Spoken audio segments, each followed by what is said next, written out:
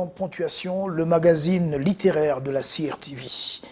Le 2 janvier 2023, à la radio poste nationale à 8h35, l'antenne est ouverte pour Evelyne Mengue Akoum, qui démarre une aventure toute particulière, elle qui est connue comme un visage de la télé avec son joli minois, va souffler désormais pour dire les choses, interpeller tout en amusant. C'est les chroniques d'EMAC qui vont passer de l'antenne pour le livre papier, les chroniques, ouvrage de 138 pages désormais disponibles, et je précise, des chroniques laconiques. Evelyne est notre invitée. Bienvenue dans Ponctuation, madame. Merci de me recevoir, Serge. Vous lire nous encourage tous. Vous-même, comment est-ce que vous êtes senti quand vous avez vu venir à vous cet ouvrage-là? Beaucoup d'émotions parce que quand je l'ai vu, l'ébauche en tout cas envoyée par l'éditeur, j'étais tout émue. Et le jour où je l'ai tenu entre mes mains, j'ai eu le même frémissement que lorsqu'on vient d'accoucher et qu'on vous pose votre nouveau-né sur votre poitrine. Vous ne pouvez pas comprendre, vous êtes un homme, mais celles qui ont eu la chance et la grâce de l'enfantement comme moi connaissent cette émotion particulière. J'ai eu l'impression d'avoir donné vie en réalité. Vous êtes forcé par le destin. Comment arrivez-vous, vous, femme de télé, à la radio pour cette chronique? D'abord, la radio, c'est notre alma mater, c'est le média d'abord, par excellence, pour les journalistes et pour moi en particulier, parce que les premières armes, en réalité, se forgent à la radio. L'envie, la passion de faire ce métier viennent de la radio. Et en novembre 2022, le directeur général de la CRTV nous élève au grade d'éditorialiste. Et donc, il nous enjoint à la suite à prendre la parole, parce qu'un éditorialiste écrit, il prend sa plume, et c'est toujours le défi lorsqu'on arrive sur un terrain qui est habité par d'autres, de se dire, mais est-ce que j'aurai la verve d'Ibrahim Chérif ou d'Adel Mbala, est-ce que je saurais faire comme Madeleine Sopikoto? Comment trouver son sillon? C'est donc un peu une continuité. Ouais. Mais là, voilà, c'est la chronique. Et oui. C'est particulier parce que c'est un genre tout à fait. À part qui a ses codes, qui a sa norme. Vous arrivez à la radio, vous allez intervenir là, au moment où l'antenne est ouverte, où il y a la lumière rouge. À ce moment, vous avez écrit votre texte là, nous sommes en début d'année, vous n'êtes pas vous-même aviné, même si la plume qui écrit la chronique nous fait voir vivre, on va dire quoi, les effluves de cette fin d'année et ce début d'année. Non, je ne suis pas avinée du tout, je supporte mal l'alcool, Serge, mais il y a beaucoup d'émotions au moment de prendre la parole ce 2 janvier-là. Et l'idée, c'est à la fois ce côté de journaliste d'actualité qui veut coller sa chronique à un moment, à ce qui se fait en ce moment-là. La chronique du temps qui passe. Le temps qui passe. Ouais. Donc, façonné ou contraint par l'actualité de ce jour-là. Et puis, le début d'année, c'est toujours le moment où l'on se fait des promesses, où l'on prend des engagements, où l'on fait des vœux, etc. Et l'idée, c'était donc de partir là-dessus. Et j'ai pensé un peu à Stromae. Vous voyez la chanson formidable où il singe une personne ivre, mais qui dit des choses et assène des vérités. Et donc, je décide d'offrir un toast inaugural pour cette année. Et ma chronique, c'est un verre à la main. Pour un peu me moquer de ces vœux que l'on fait en tout début d'année, alors qu'on n'a pas pu tenir les précédentes, qu'on le fait pour la forme, ou peut-être pour se donner des forces ou l'énergie d'affronter cette année. Vous signez une chronique dans le genre, il y a eu des dévanciers à la radio, biétistes comme chroniqueurs. Quels sont vos modèles? En avez-vous d'ailleurs? Oui, bien sûr. Plus dans la littérature, plus du Guillaume Oyonombia, plus du Esaboto, Mongo Betty, c'est selon qu'on l'appelle, plus ces auteurs-là qui ont marqué ma trajectoire scolaire, qui ont bercé mes années de lycée. Ce sont des ouvrages que nous avons lus, étudiés, en lecture suivie, en lecture expliquée pendant nos années sur les bancs. Donc il y avait cela. Et je me rappelle toujours la description de Guillaume Oyonombia du Ngomna, qui va chercher femme et qui, devant un plat de nourriture, a laissé tomber sa dignité, la cravate qui plongeait dans la sauce, etc. Vous avez remis hein, dans ce recueil de chroniques. Voilà. Et donc, ce sont des images comme ça. Je suis toujours fascinée par ce regard caustique que l'on peut poser sur la vie pour décrire des choses, le sens de la description et surtout ce que ça crée dans l'imaginaire de celui qui lit ou qui écoute, parce qu'il se représente effectivement les scènes qui sont décrites. Ce grand qui perd sa dignité. Exactement. Devant le plat. Et ce sont des chroniqueurs comme ça qui m'ont marqué. À la radio, oui, il y avait un peu d'Augustin Charles Mbia que moi j'ai eu la chance d'écouter, même s'il ne faisait pas exclusivement dans ce style-là. Sa chronique culturelle était une source d'inspiration, mais le maître, c'est évidemment Alain Bélibi que moi j'ai eu que j'ai suivi, écouté. Qui vous a biberonné avec tout à fait. Signe des temps. Avec Signe des temps, et je me rappelle toujours d'une chronique extraordinaire sur l'approvisionnement en eau et qui racontait la gymnastique pour ne pas sombrer dans le sommeil, attendre qu'à 3 heures du matin, ça commence à goûter dans le robinet qu'on a laissé ouvert à dessein.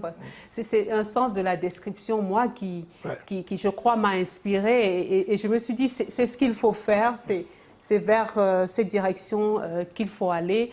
Parce que l'idée, quand on arrive dans un environnement des éditorialistes, quand d'autres, les aînés, ont pris la parole, c'est de se dire comment se faire entendre. Comment se donner une voix, un ton voilà. et autres. Sauf que chez vous, ça doit se faire chaque semaine. Et c'est-à-dire que c'est l'actualité. Vous n'avez pas gardé au frais des chroniques. Ça arrive au fil des temps. Vous vous lancez comme ça et à force de forger. Oui. Alors c'est extraordinaire parce que chacune de ces chroniques est une pulsion. Je crois que c'est une fulgurance qui vient comme ça. Il y en a que j'écris à 7 heures du matin. Il y en a que j'écris la veille. Il y en a que j'écris en plein milieu de la nuit parce que voilà, ça vous vient comme ça. C'est presque comme une injonction de l'esprit à écrire, à se dire, OK, il faut que je le couche sur du papier. Et en général, quand je suis devant mon ordinateur, je commence et je termine.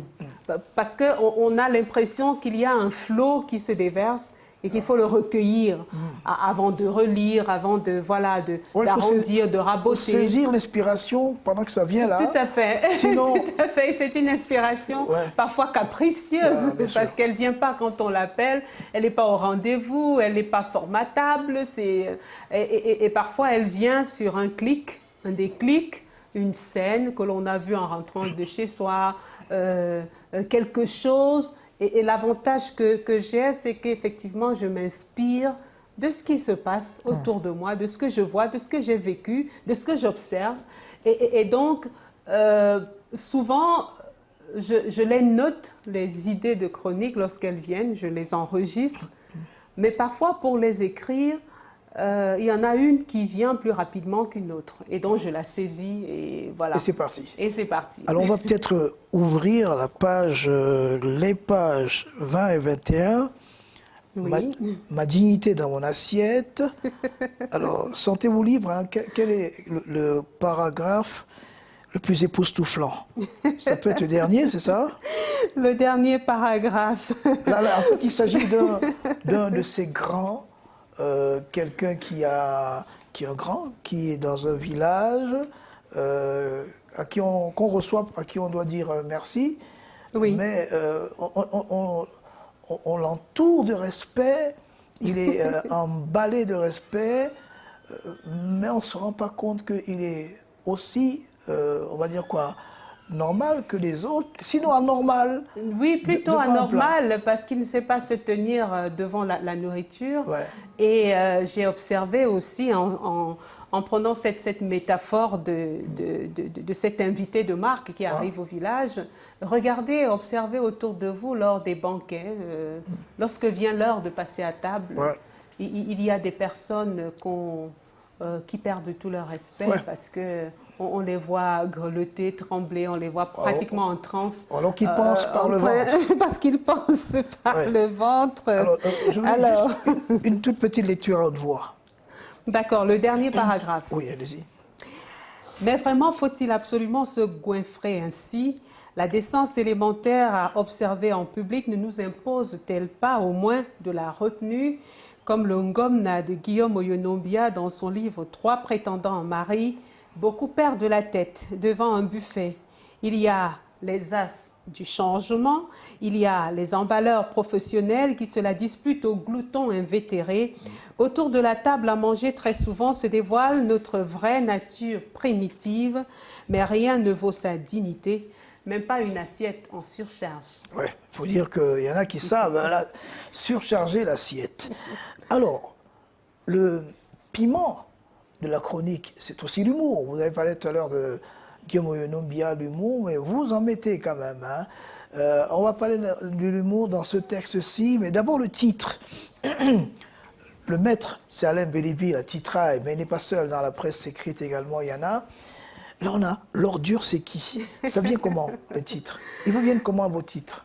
Alors, toujours des inspirations subites et parfois des emprunts.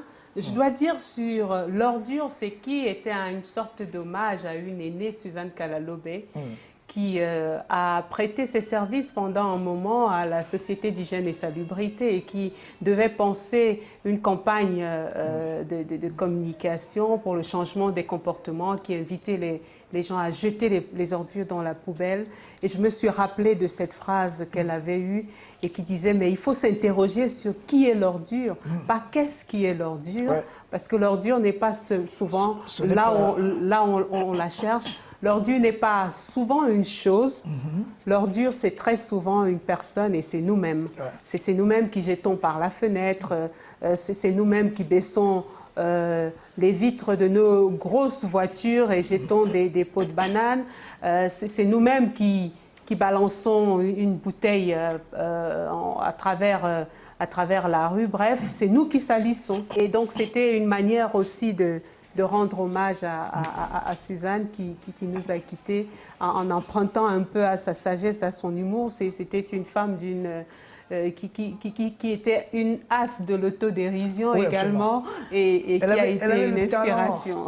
Au talent, elle riait de tout. Voilà, à commencer d'elle-même, parce qu'il faut faut être libre d'esprit, je crois, pour avoir cette capacité à se moquer des choses, à les prendre à la dérision, à ne pas se prendre au sérieux. Je pense que si on se prenait un peu moins au sérieux, on avancerait.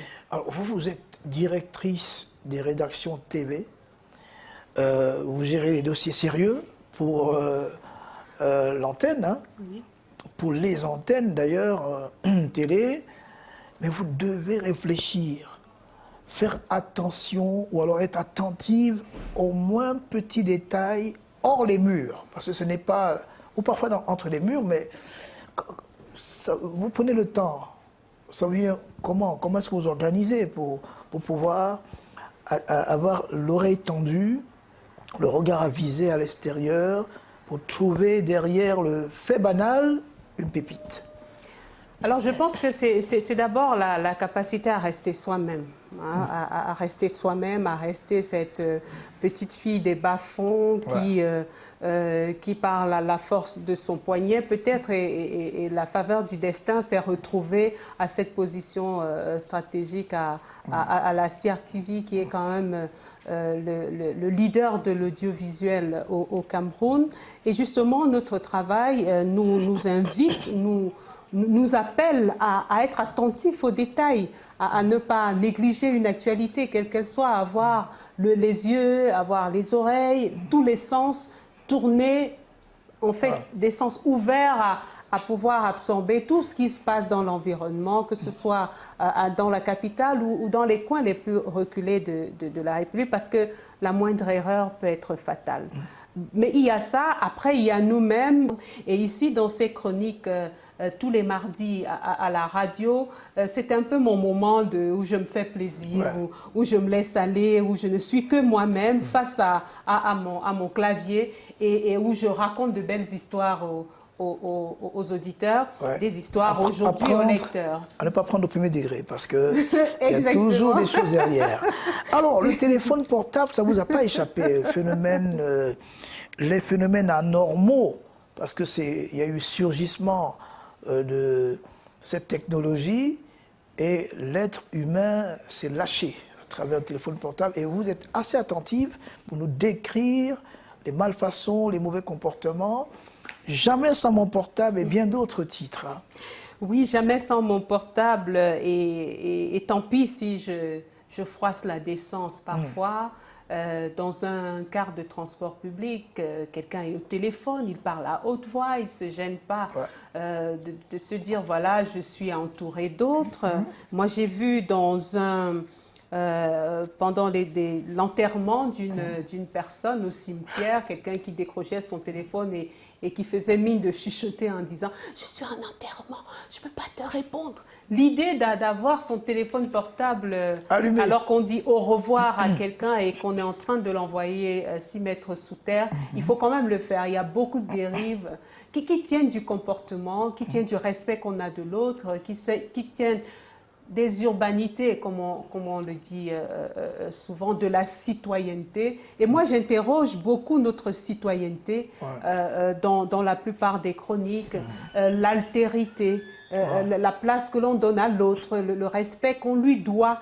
Et voilà, c'est comme ces personnes qui tombent en panne au milieu de la route et qui s'arrêtent là, quitte à créer des embouteillages monstres. Sans se dire, OK, je vais essayer de me garer sur le bas-côté et régler mon problème. Mais mon problème doit devenir le problème de tout le monde. Je m'en fous de pouvoir ça me fait penser à cette chronique qui donne à voir la morgue de tous ces gens qui ont pour plaque d'immatriculation CA et voilà. qui sont des passe-droits. Eux, ils ne s'arrêtent jamais. Eh bien voilà. Et malheureusement, la pauvre personne qui est la narratrice, dit qu'elle a été interpellée et c'est elle qui s'est retrouvée en train d'avoir honte parce qu'elle a accepté de se garer quelque part alors que tous les autres passent. Tout à fait. Et ce sont des comportements de notre quotidien. Et derrière cette façon de raconter qui fait rire, qui fait sourire, il y a une interrogation, une interpellation quand même derrière à se dire on a un pays à construire, on a des valeurs à promouvoir, nous devons construire des modèles sociaux. Comment on le fait quand pour des choses aussi élémentaires, on n'arrive pas à s'organiser. Cette chronique, au hasard, au secours la rentrée, c'est le même scénario, Serge. Chaque année, les parents sont surpris qu'on soit que la cloche sonne. Mais on sait très bien que la rentrée est en septembre. Mais non, on vit comme des pachas jusqu'en août. Et puis, 5 jours avant la rentrée, on perd ses cheveux, pour ceux qui en ont encore. Et après, on se retrouve à jouer les malheureux. J'ai pas d'argent pour inscrire mon enfant, rebelote, chaque année, la même chose. Et c'est pareil. Voilà, donc c'est un peu Je parlais des téléphones parce qu'il y a plusieurs articles, plusieurs chroniques sur ce phénomène du digital. Et on se souvient aussi de ces gens qui s'inspirent, enfin qui se découvrent une vocation de caméraman. Et qui filme tout. Filme tout, avant de manger, on filme ce qu'on va manger, quitte à ce que ça refroidisse. Mais même sur le théâtre d'un accident grave, on filme avant de porter secours. Voilà. Mais ce sont aussi des enfants androïdes qui ont le nez plongé dans leur téléphone portable et qui qui se coupent carrément de la vie sociale dans la maison, qui ne savent jamais ce qui se passe, qui ont leurs écouteurs, leur téléphone portable, toute la technologie qui va avec, les réseaux sociaux, et qui fait que voilà, il y en a qui souffrent pratiquement de... non, c'est la dépendance. Voilà, c'est cette dépendance-là qui fait en sorte qu'ils deviennent des malades du nouveau monde. Ou des gens qui ne supportent pas l'anonymat. Et donc, ils veulent faire parler d'eux à tout prix. Quand personne ne parle d'eux, eh bien, ils se filment et puis ils postent leurs photos pour rappeler au monde entier qu'ils existent. C'est le temps de l'extimité, contraire de l'intimité. De l'intimité, exactement. Voilà. Alors, vous ne caressez pas dans le sens du poil ces chrétiens crétins. Non, avec mon carême et bien d'autres. Alors, mon carême, c'est vraiment l'observation. Dieu me pardonne, je prie quand même quand je vais à l'église, mais je regarde autour de moi et toutes ces personnes qui sont dans des démonstrations, qui font le signe de croix, qui lancent des amen tonitruants, mais qui dans la vraie vie sont de véritables... En fait, des hypocrites qui habillés en exactement, chrétien. Habillés en chrétien et qui, je le décris ici, sont dans tous les bikwan, qui sont, comme on dit chez nous, dans la région du centre, qui sont à toutes les neuvaines, qui font toutes les activités de l'église, de sa paroisse, qui sont anciens d'église, mais qui ne peuvent pas avoir de l'empathie. Voilà. Qui ne peuvent pas communier avec l'autre, qui développent des jalousies, qui font de l'Église, en fait, la maison du Seigneur, un repère de brigands, pour citer l'autre. Oui, pour citer. Oui, en même temps, qui sont dans un concours du meilleur chrétien. Exactement. C'est le vendredi saint. Et voilà. La récompense... La récompense ne viendra pas ici. La parole nous enseigne à rechercher les réalités d'en haut. Mais il y a beaucoup de chrétiens qui vont à l'église pour rechercher les réalités d'en bas et qui les veulent ici et maintenant. Alors, ce sont des isiciens, comme on dit. Alors moi, je vous dis carrément, je me suis... j'ai été secoué de rire, hein, en lisant Chez le tailleur. Parce qu'il y a des chroniques ici qui, franchement, ressemblent à celles de Guillaume Yonombia par la forte teneur en rire. Chez le tailleur, c'est en page 31. Page 31. Voilà. Page 31 à 33. Je vais vous lire comment je l'ai lu. D'accord. Je me suis rendu compte que je ne tenais pas assis parce que, bon, vu la santé, je ne pouvais pas me mettre debout. J'ai préféré m'asseoir à même le sol. Hein? Voilà. Vous allez nous lire le paragraphe que vous voulez. Ah, d'accord. Voilà, alors, mon tailleur ayant échappé de justesse à la mort, il faut peut-être remettre dans le contexte en disant que c'est une jeune dame qui a remis son pain du 8 mars à son tailleur, 3 semaines avant l'échéance, pour être sûr d'être habillée aux couleurs de la célébration de la journée mondiale, de la journée internationale de la femme.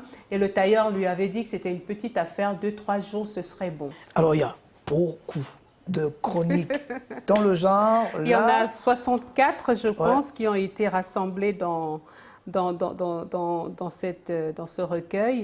C'est l'ensemble des 2 ans. L'ouvrage a été publié en novembre 2024. Le temps de la mise en page, etc., il faut remonter à peut-être 3 ou 4 mois avant.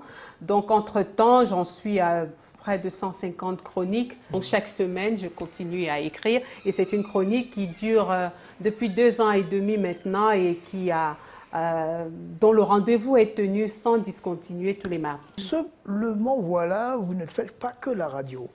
Entre-temps, il y a eu on va dire, des chroniques, hein. Oui, c'est des chroniques aussi. À la télévision. Le versant télé. Le versant télé, c'est Miroir, qui use un peu moins d'humour que ça, mais qui reste dans la même lignée de pouvoir surligner nos déviances. Et puis, ces petites choses qui nous empêchent en fait de vivre heureux, mais pour lesquelles nous avons développé une accoutumance, nous avons banalisé. Et pour reprendre un auteur que vous aimez beaucoup, nous avons normalisé l'écart. Ah ouais, Hubert Mononzana, cité. au lieu et écarter la norme. Ouais, bien sûr. Et moi, je suis là pour leur rappeler qu'attention, ici, vous avez mais vraiment passé le fil rouge et qu'il faut revenir à ce qui est. C'est en fait un appel à l'action pour qu'ensemble, on puisse construire un monde meilleur. Vous êtes journaliste, est-ce que vous êtes de ceux qui pensent que maintenant, le journaliste, ça doit se rapprocher davantage des sachants, ou le journaliste, ça doit demeurer celui qui, comme Albert Londres, est au plus près du terrain, du souffle du réel? Pour moi, et c'est une conviction profonde, le journaliste doit rester un médiateur. Il est dans une position médiane entre les sachants et le grand public. Il est celui qui explique les phénomènes sociaux, il est celui qui montre et apporte des clés. Il doit rester à sa place. Maintenant, il peut aussi, par ailleurs, endosser d'autres casquettes, mais à ce moment-là, il n'agit pas en tant que journaliste, il agit en tant qu'universitaire, en tant qu'écrivain, en tant que tout ce que vous voulez, mais dans sa peau de journaliste, il doit rester cette interface, ce facilitateur, ce médiateur qui sert de pont, de trait d'union, voilà. Entre les deux. Entre les deux. Avez-vous déjà eu des retours et qu'est-ce qu'ils vous disent? Les lecteurs, les auditeurs? Oui, beaucoup de retours qui me flattent évidemment et m'encouragent dans ce que je fais. Beaucoup de retours positifs. J'ai des retours aussi, et ça m'a particulièrement marqué d'enseignants de français, de langue française, de stylisticiens, de professeurs de linguistique, qui me disent, mais la manière dont vous avez d'utiliser les figures de style, de manier la langue est tellement impressionnante qu'on se demande, est-ce que vous avez étudié les lettres modernes françaises? Est-ce que vous avez eu une formation de base en stylistique ou en linguistique? Je réponds modestement non. Il faut dire merci à la Providence. La marque, la plume, le nom, c'est les chroniques des marques. On vous a connu comme Evelyne Menge Akou. Non, on a eu aussi Evelyne Onaïsomba. Je me demandais d'ailleurs, avant de commencer cette émission, que dirais-je? Est-ce que je vais... Bon, alors je me suis limité à ce qui est écrit. À quand date l'utilisation des Mac? Est-ce que c'est récent ou pas? EMAC est très ancien et EMAC est plus ancien encore que Onaïsomba. Parce que EMAC me vient de mes années mutation, où j'ai travaillé dans ce journal-là, où je signais mes articles par les initiales de mon nom, Evelyne Menge Akung, donc qui faisait EMAC. Donc par habitude, les auditeurs, les lecteurs, les fidèles lecteurs m'ont appelé toujours EMAC. Et en recherchant quelque chose qui me rapproche à cette Evelyne de l'écriture, pas celle de l'audiovisuel nécessairement, je me suis dit ce serait un bel hommage à EMAC qui a ouvert finalement les portes à Evelyne Onaïsomba et à Evelyne Menge Akou. Voilà. En tout cas, c'est une belle signature, c'est un nom, c'est un label. C'est quoi vos consignes de ponctuation? Je pense que l'écriture, elle vient tout naturellement. Et je convoque les figures de style pour les mettre au service du message que je vais porter, sans nécessairement y avoir pensé. C'est aux autres d'écouter, c'est aux spécialistes de la langue de donner de la cohérence à tout cela. Mais moi, c'est une histoire après une autre que je raconte. Mais il y a quand même dans les techniques d'écriture. Oui, bien sûr, il y a les techniques d'écriture. Il y a une accroche. Il y a une accroche forcément qui permet de capter, de capter l'auditoire. Après, il y a ce qu'on va appeler le corps du sujet. Et puis, il faut trouver une manière de chuter. Pour ceux qui ont fait les grands magazines, comme par exemple le Canard enchaîné, et même, autant le dire, de Cameroun Tribune. La vanne. Patrice Etundibala, ben oui. Pour moi, de transmettre cette émotion, je vais transmettre aux téléspectateurs. Ce sont de belles vannes. Ah ben merci. Je dois le dire. Merci. Merci beaucoup, Evelyne Menge Akung, pour les chroniques d'Emma qu'on attend à la suite. Merci d'être venue. Je vous en prie.